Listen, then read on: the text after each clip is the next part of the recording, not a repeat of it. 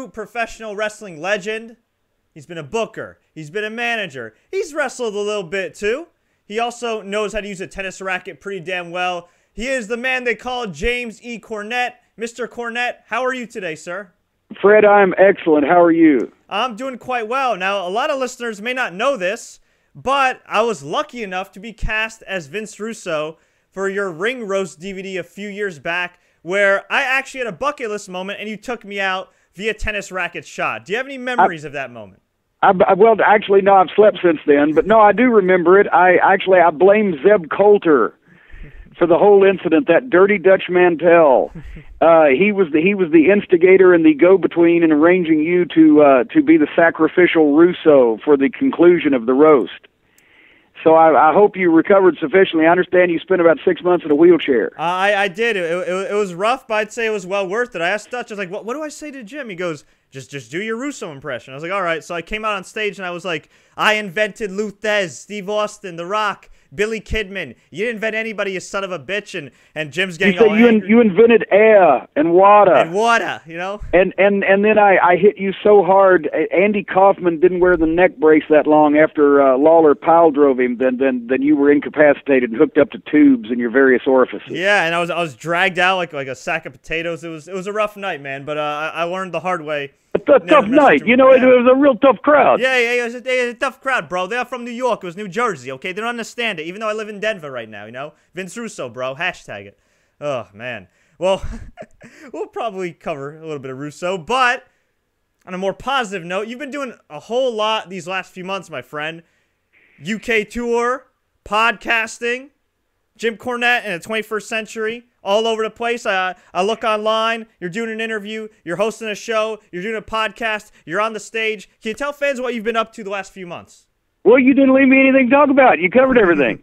No, I ribbed myself, actually. My schedule the past couple of months has been ambitious, to say the least. We did do the Corny in the UK tour in February. We were over there actually a total of almost 3 weeks between the time we left home, time we got back. We did some sightseeing also, but we did the Jim Cornette Experience live in London at the Leicester Square Theatre, and in Manchester, Birmingham, Cardiff, Wales, Glasgow, Scotland. A bunch of great guys over there put the tour together. Hosted an episode and appeared on another episode of Wrestle Talk TV on Challenge while I was over there. They were taped and just aired to critical acclaim. I'm so proud of.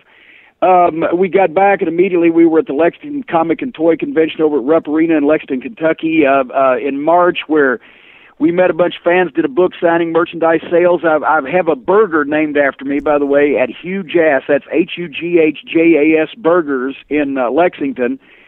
My friend Mitch Colley over there, they sold out of them over the weekend because everybody was coming from the Comic-Con to get the Cornette's Racket Burger. So go in and purchase that, if you will, folks.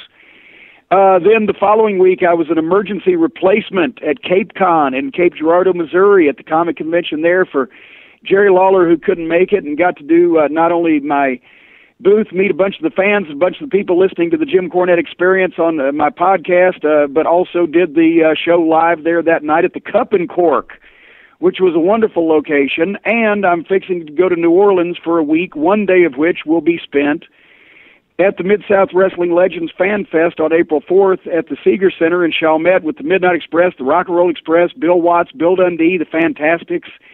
The following weekend, are you with me still, Fred? I'm with you. It's a hell of a schedule so far. The following weekend, I'm going to be the special guest general manager at Dreamwave Wrestling on Saturday, April 12th, and do a meet and greet and a book signing there. On April 13th, I will be at the Squared Circle Restaurant in Chicago, owned by Victoria Lisa Marie of the WWE, and I will be appearing with Svengoolie to eat the scariest burger in Chicagoland, the Svengoolie burger, there at the Squared Circle. There'll be cameras there from MeTV for Svengoolie's nationally syndicated horror movie program on Saturday nights to document that occasion.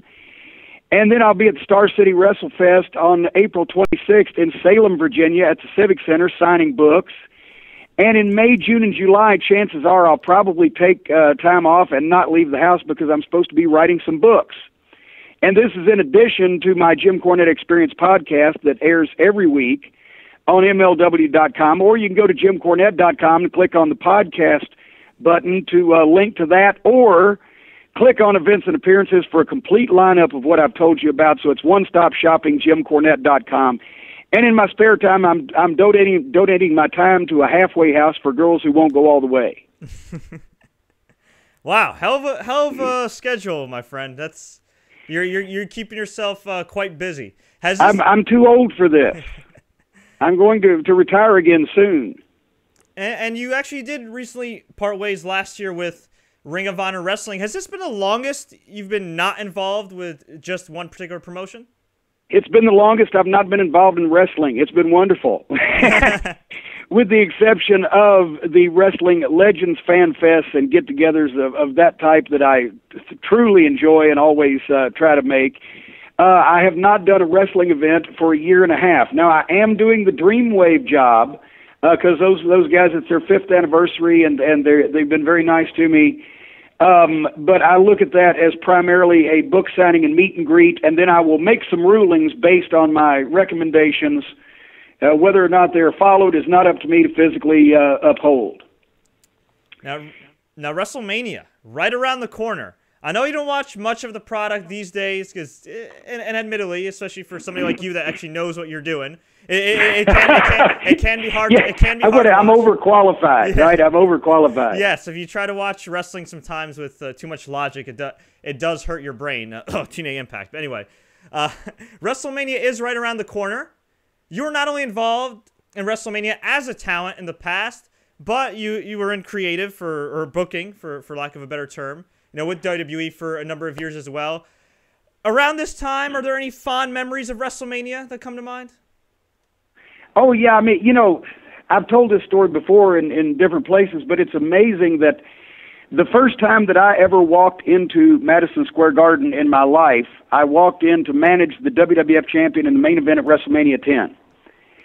And it was just a series of events which you can read about if you go to my website, JimCornette.com, that led me there. But that was cool. And not only that, but I actually managed the champion twice because, of course, there was the match with Lex Luger with Curt Hennig as special referee, and Yokozuna retained over Luger after he gave me a very questionable-looking punch that I was ready to fly for. And then Yoko lost the title to Bret Hart later that night, and Roddy Piper knocked me out. So I got knocked out by Roddy Piper in Madison Square Garden in the main event of WrestleMania 10, my first time in the building. So that's cool. My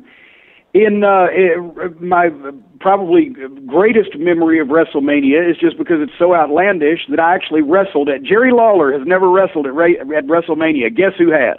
Actually, he did wrestle a few years ago, but that was such a terrible match with Michael Cole that I forgot that we'll pretend that one didn't exist. So it took him till he was 62. I forgot they did it, but it took him till he was like 62 to do it. But I wrestled at WrestleMania, the Gimmick Battle Royal in Houston, on WrestleMania 17, and that was the biggest money grossing pro wrestling event up to that time, to see the main event of Steve Austin and The Rock. And here's how hard it was to get booked on the undercard of the biggest money pro wrestling event up to that point in time of all time. I'm on the phone with Bruce Pritchard because we were scheduled to come down for meetings with the talent relations people about the developmental program. Danny Davis and I were going down from Louisville. And he says, well, I'm in this Gimmick Battle Royal. They're bringing all the old-timers back in the apparel that they wore and persona that they had when they were in the WWF, right? Mm-hmm.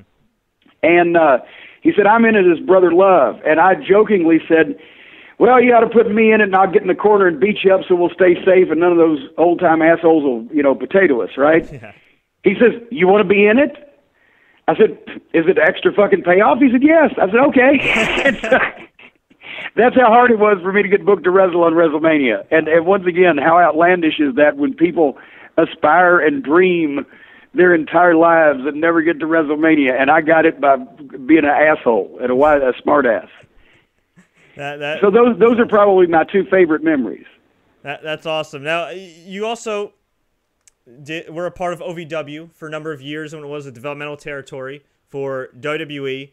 And while it's nice to see WWE put millions of dollars into the Performance Center and WWE NXT and finally realize, hey, let's invest in the future. Maybe that's a good idea. Does it kind of piss you off that they didn't do this, say, 10, 15 years ago when, they had a lot more veterans and talent to work with? When they were putting about $75,000 a year in developmental. Obviously, but at the same time, see, that was the bone of contention that led to me leaving that situation to begin with, is the WWF or E did not own Ohio Valley Wrestling. It was our promotion, our training facility, and our television production that we had, and we contracted with Jim Ross to provide a developmental program for the WWF to give guys experience on television, working live events, in-school training, et cetera, et cetera. Obviously, we would have liked them to have spent more money for that privilege, but we never actually wanted them to buy our company because we wanted to do our own thing. And ultimately, they wanted to exert all the influence over us and not let us do our own thing, but at the same time not pay us enough money for us to just ball everything else we wanted to do up and say, fuck it. So now they have that place, and it's great they have that place in a state-of-the-art facility, but nothing can replace doing television. And I know they've got NXT, but they put it on the internet, doing television for a local group of people on broadcast television, running live events around the area with guys that they see on their local television, building a pecking order, teaching guys how to be stars, teach guys how to be opening match guys, teaching them how to be middle card guys, and moving them up through the system. That is what I think OVW did well, and that is what they should concentrate on, in my opinion, with their training center. I totally agree with you there. Do you feel like TNA totally missed an opportunity when they were working with OVW? It feels like that relationship started. They did the gut check thing. I don't know how much you caught of that. It was pretty forgettable. Thankfully, they threw it at me, but I didn't catch it. All right. Well, they did the gut check thing, and then all of a sudden, after all these budget cuts and everything, we cut ties with OVW. Well, I know what the gut check principle was, and I understand that, even though I was not watching with bated breath. But for one thing, a lot of TNA's talent that they had on Impact every week still needs some good training. And secondly, they did not have the money, the resources, or the commitment to put same into actually having a great developmental program. They had some talent in Louisville training on their off days from TNA, but it was a limited involvement, as I understand it, and it was not a full-fledged developmental system commitment to begin with because they were still trying to finance keeping their main program afloat. Now, I asked a number of fans, I said, hey, Jim Cornette's going to be on the Sports Courier. Do you have any questions for him? We got an overwhelming number of questions. Do you have some time to take a few? Both of them. You got both of them this time. Yeah. Do you have some time to take a few questions, sir? Oh, sure. All right. Well, actually, this is not a question. This is a comment here from Antonio the Promise Thomas of the Heartbreakers, the Heartthrobs. Tell Jimmy I said I love him. I love him too, and in a purely platonic and manly way. But yes, the Heartbreakers, they were only the Heartthrobs when they sucked in the WWE. The Heartbreakers were one of my favorite teams in Ohio Valley Wrestling. Promise and oh my God, I'm going completely blank. Romeo. His partner, Romeo Roselli, thankfully, who has since moved on to acting and modeling from wrestling, and thank goodness for him, because it's probably easier to get a job and they pay better. Yeah, and he gets benefits. And you get benefits. Definitely. All right, this person here asks, who came up with the idea of having your infamous tennis racket? I did. I was going to Louisiana to start managing the Midnight Express, and I saw one of the teen movies popular in the 80s where the rich kid in the group carried a badminton racket around in every scene. And I thought, well, managers have carried umbrellas, canes, suitcases, briefcases, etc., but nobody's ever carried a tennis racket, and it will give me a couple of feet reach on the fans who are very violent in the Louisiana territory, and it worked for both purposes. Okay, this question right here from Jay George. I heard on Jim Ross's podcast that NXT trainers should have a goal of creating 3 to 4 main eventers per year. Do you agree with that? If they could do that, that'd be great. Yeah. Because I don't know that you can really do that, because look, the work you have to put into training a main event talent and the spots available for main event talents, and the number of guys that do get over as true main event talents ain't that big. So yeah, if they do 3 or 4, they're as Nick Gulas used to say, farting through silk. Okay, Paul Schofield asks, is Jim actually any good at tennis? No. I've actually never played a competitive game, only practicing for my craft of swinging at people's balls, not balls being hit by people. Emerson Whitner asks, and this is a serious question. Well, I'm assuming it's a serious question. It's a real question. If Vince Russo was on fire, would you piss on him even though you may put out the fire? I think I would have to, only if I was sure that the last vestiges of life had left his burning body, and then I would want to put it out so that I could take some Polaroid photos. You've had the opportunity to work with some of the best wrestlers in the world. Who would you say was the easiest to work with, and who would you say is the most difficult? Oh, God. I mean, there were a lot of different people, or a lot of difficult people, I should say, as in, Shawn Michaels level difficult in his days. There were also easy guys. I mean, you can talk about Eddie Edwards in Ring of Honor as a guy who you explain to him what you'd like. He says yes, he goes out, he does it to the best of his ability, he adds a bunch of his shit, he's never a complaint, happy guy, wonderful to work with.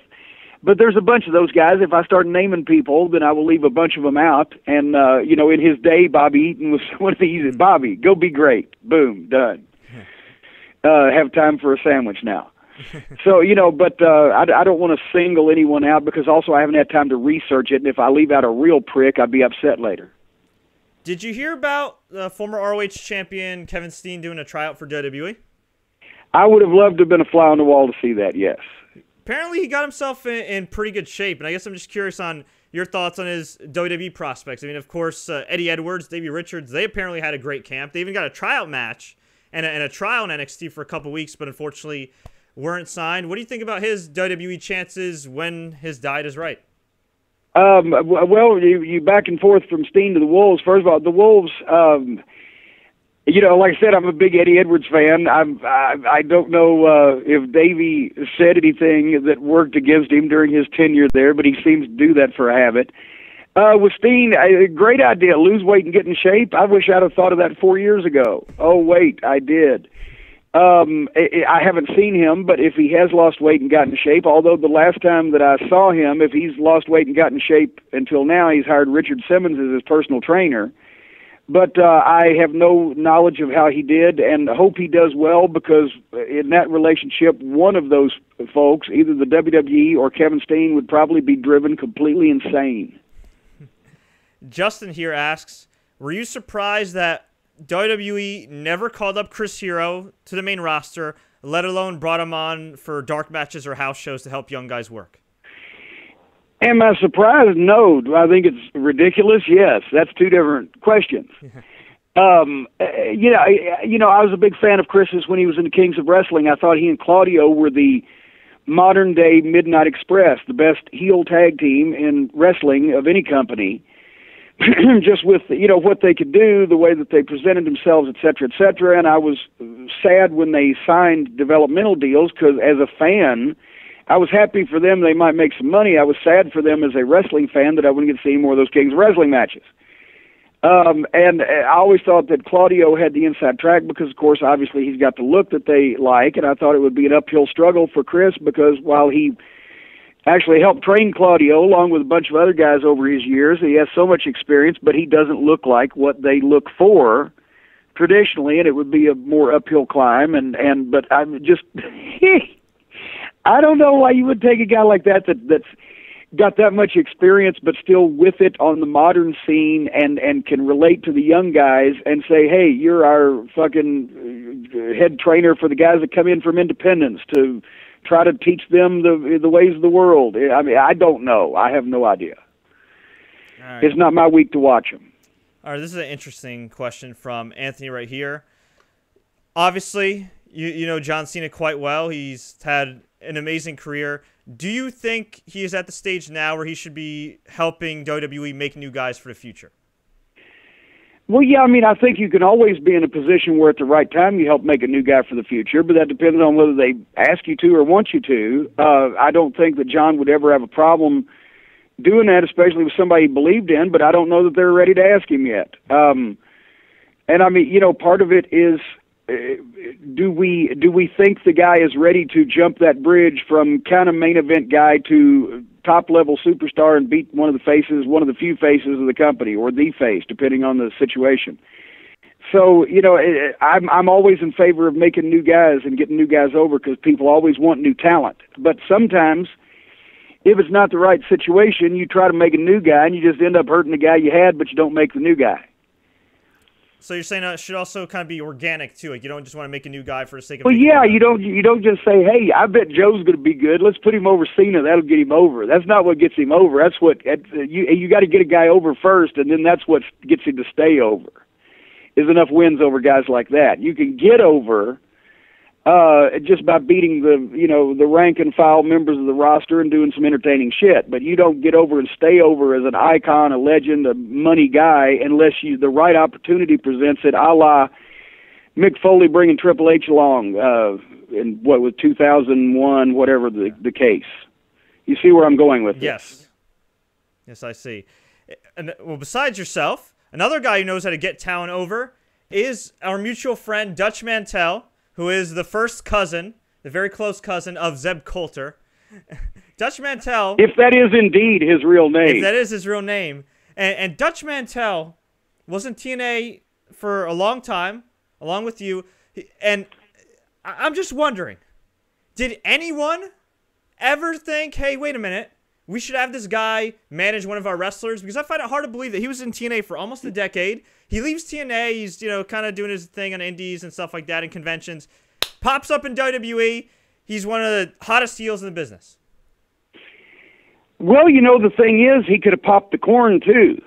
But Dutch, during his tenure with TNA, was on the creative team, was one of the producers of the television program, helped lay out a lot of the matches, supervised the commentators. While I would be sitting in front of him, he'd be feeding the commentators information while I was telling the director, what was happening in the match to shoot. He was very instrumental. We were one of the first ones there and the last ones to leave at TV tapings. We rode together, but then Dutch went back to Nashville and spent time in the office, and et cetera, et cetera.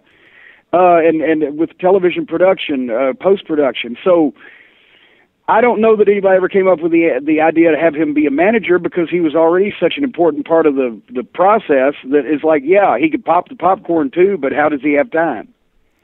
You have Paul Heyman and Dutch under contract in WWE.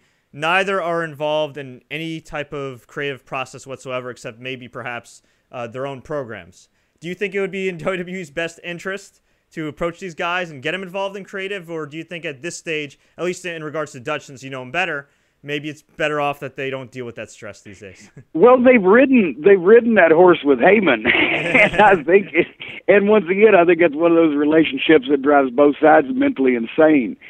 With Dutch, I think definitely yes. Obviously, he's got a lot to offer just because he could give some experience to whoever is on their writing team these days. Pretty much none of which are actually wrestling people, but they're all writers, because Dutch knows how to book wrestling, but that may not be what they're looking for. And it used to be like when every great once in a while the WWE writers would come down and visit OVW, maybe once a year the last couple of years that we were dealing with them. I would tell Danny Davis, I either need 3 minutes to say hello or 3 years to just have him follow me around, because anything else in between ain't going to do either one of us any good.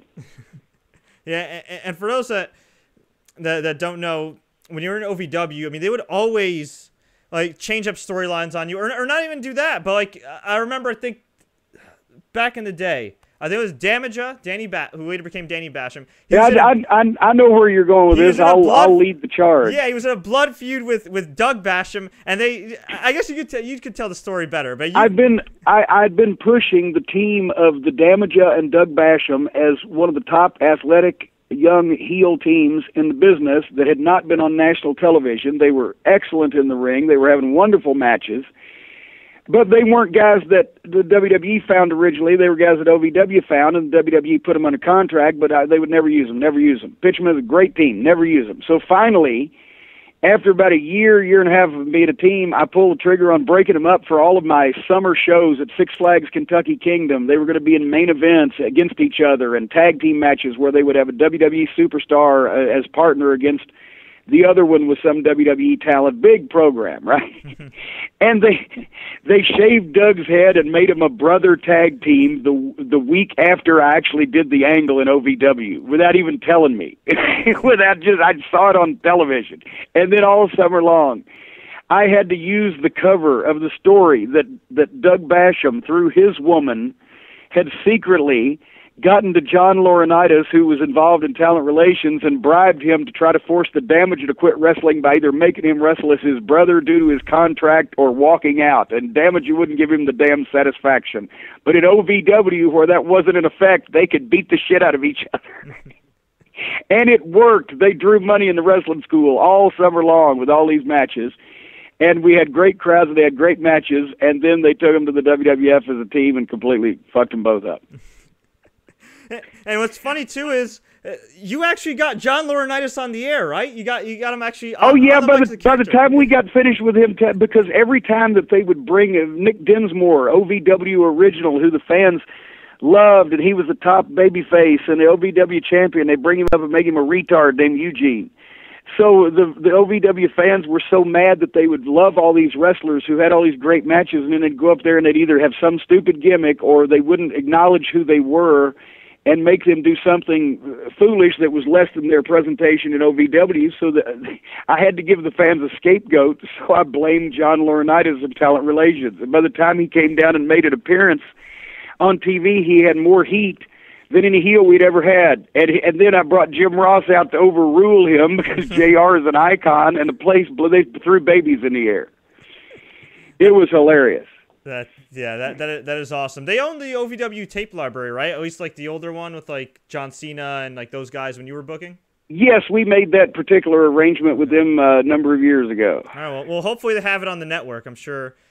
I don't know, but even if they don't, I have VHS copies that I watch at my own house for enjoyment. Hey, well, lucky Jim. And a photocopy of the check that I got as a result of them owning the other ones. Very nice. And I think you'll be glad to hear this. I don't know if you already know. Nick Dinsmore is now a trainer for NXT. So well, yes, and you know, finally they smartened up with Nick's a dedicated kid. He's a very talented kid, and he's also, for his age, a very experienced trainer because he was an assistant trainer with OVW from the early years of him being involved in wrestling, and he's had a lot of experience with it. So he's definitely an asset. And another OVW original, I don't know if you've been following him lately online, Rob Conway. He won the NWA title. He's been a regular for New Japan Pro Wrestling. So he's another guy that I feel like that's had a career renaissance that they kind of just, brought on the roster, did nothing with for a while, kind of disappeared, and now it seems like he's back on track, albeit without WWE. But hey, well, you can see that's a thing. In some cases, you can make it work for yourself. Not unfortunately a lot, but in some cases, you can make it work for yourself without having to subsist on the WWE dole, as they say. Well, Jim, I really do appreciate the time. It's been a pleasure talking to you. Once again, fans, if you didn't hear at the beginning, Jim Cornette is going to be pretty much everywhere. He might be coming to your town very soon. You get more information, JimCornette.com. Follow him on Twitter, @TheJimCornette. You can check him out on MLW.com for the Jim Cornette experience. Anything else, Jim? I think that's about it, except if you do yard work, apply at my house by the end of April. Sounds good. Jim, thank you so much for the time, sir. Pleasure talking to you. Thanks.